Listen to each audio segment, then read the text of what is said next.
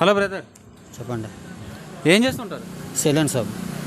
Present మన ఆంధ్రప్రదేశ్లో ప్రభుత్వ యొక్క పరిపాలన ఎలా ఉంది? బాగానే ఉంది.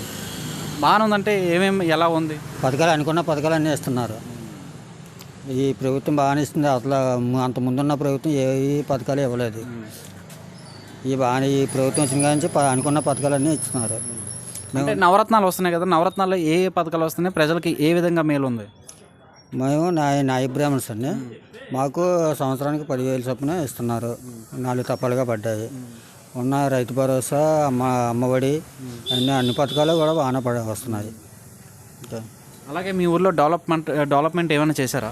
చేశారు. అంగన్వాడీ అయితే మహిళా బిల్డింగు, హాస్పిటల్, రైతు భరోసా, సచివాలయం బిల్డింగ్ అన్నీ చేశారు.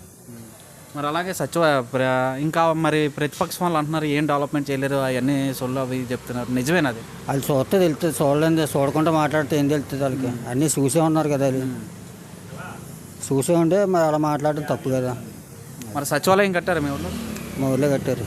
ఏమేం పనులు అవుతున్నాయి సచివాలయం రావడం? సచివాలయంలో క్యాస్ట్ ఇన్కము, రైతులకు సంబంధించినవి అన్నీ ఏర్పాట్లు చేస్తున్నారు.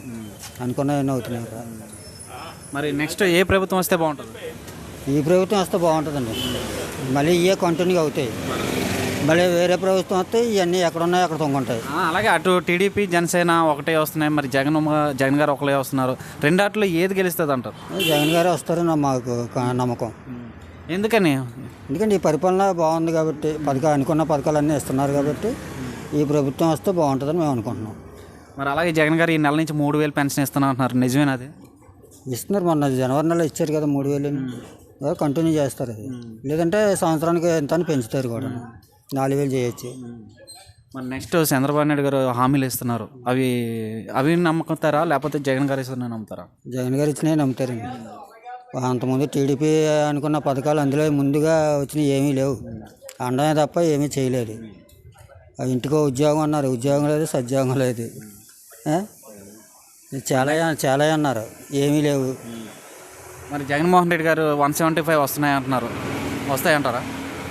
ఆయన అనుకుంటే వస్తాయండి. ఆయన అనుకున్నాడంటే కంపల్సరీగా ఇస్తాడు. ఇవ్వడం అంటూ జరగదు. కంపల్సరీగా ఇస్తాడు. ఆయనే రావాలని కోరుకుంటున్నాం.